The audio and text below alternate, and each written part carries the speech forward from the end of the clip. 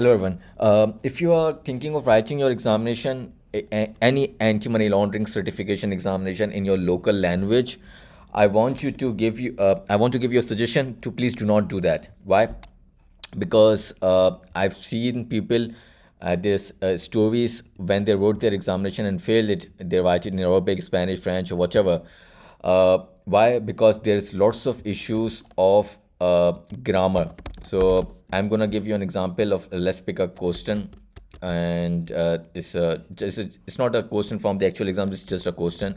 So you're gonna put I'm putting it in Google Translate, and this is converting it into Italian or converting into, you can stop the video and read the question, or converting into Arabic, or converting into Spanish.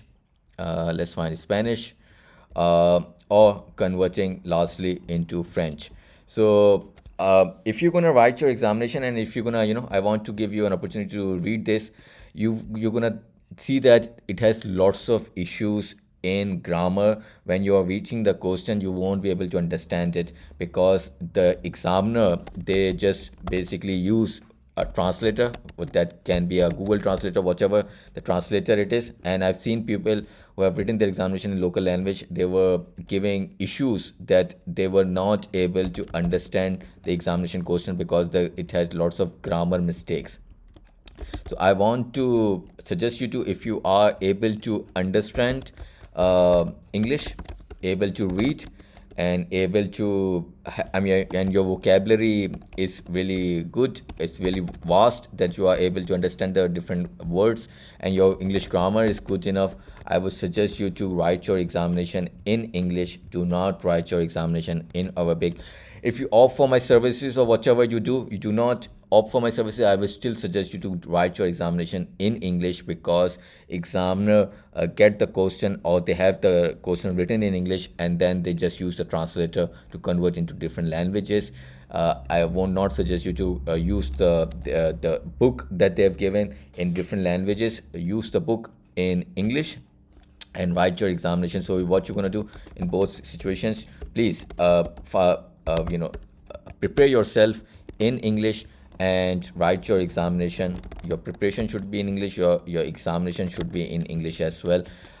That's the way. If your English is good enough, you are able to understand me, or you are able to understand the question that is written this way, you will find the examination much more dealable or reasonable, other than the if you're going to write your examination in different languages. Just a suggestion, because so many people have failed their examination, and all of them gave me the issue that they were not able to understand the examination question, or the grammar of the question, because the questions are already written very tricky in different that examiner is already trying to trick you with different words, and in the examination with creating a scenario, if you are unable to understand it in your Arabic or Spanish or French language, you're gonna find your examination to be very difficult. So my trainees, I prepared them in English, and those who have failed their examination in the local languages, I basically recommend them to prepare through me in English, and then try to write your examination in your second or your third attempt, after failing with self preparation, to write your examination in English.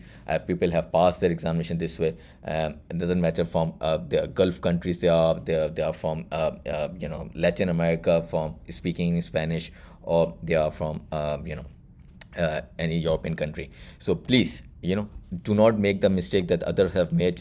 Find yourself, and if you're watching my video, do this way, write it in English. And if you want to have a security of not having to pay the examiner the fees to retake the examination, or writing your examination again 30 days later, you most probably won't have the motivation to do any of that.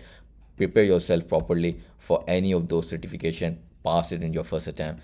Make a resolution that 2023 is your year where you're going to increase your salary, and you're going to increase your, or you're going to improve your designation, whatever you're working in currently, you want to improve that. So join this course, a 50 hours technical course. I will be covering things outside of the book, more than whatever, because the questions are outside of the book. So make sure that you are well prepared, and you help this certification help you pass the examination. If you want to find out different videos that I've made, how a certification in anti-money laundering, international certification can help you out.